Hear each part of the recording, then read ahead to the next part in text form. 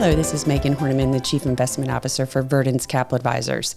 We're coming to you today with our regular segment of Markets with Megan on this February the 13th. This morning, we received the January inflation report, the Consumer Price Index, and investors have been anticipating this report. This does tend to get quite a bit of attention, and also it can be a big market mover, and definitely something the Federal Reserve is going to be watching.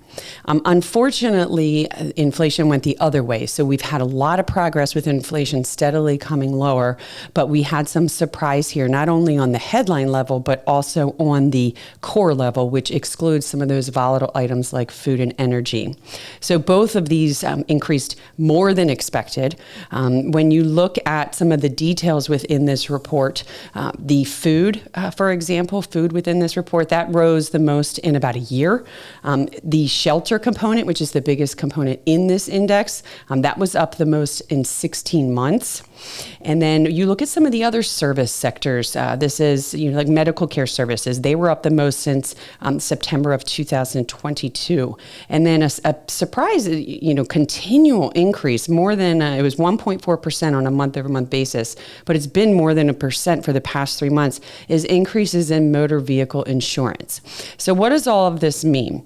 First of all, when you look at the headline level, which includes energy, that rose more than expected, but yet the energy component of it was sharply negative. So this shows you there are inflation pressures out there still.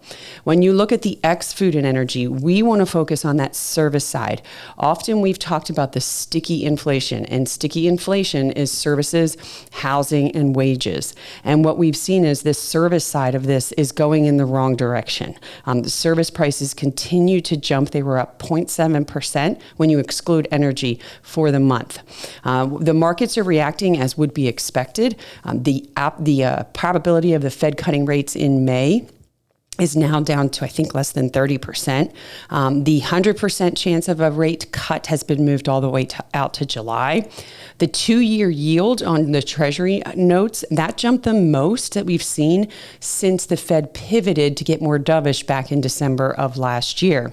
And the S&P 500 is now on pace to post its worst day that we've seen this year, with all 11 sectors lower for the day. We'll be back this week. There'll be lots more information and stuff to report.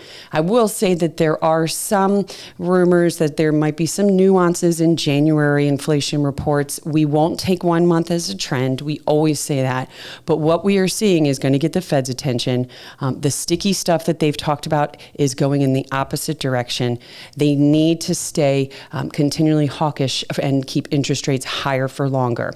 The rest of this week we'll have Thursday with retail sales, and then there'll be some more inflation data out on Friday. That's all we have today. If you have any questions or comments, please feel free to reach out to podcast@verdence.com. Thank you.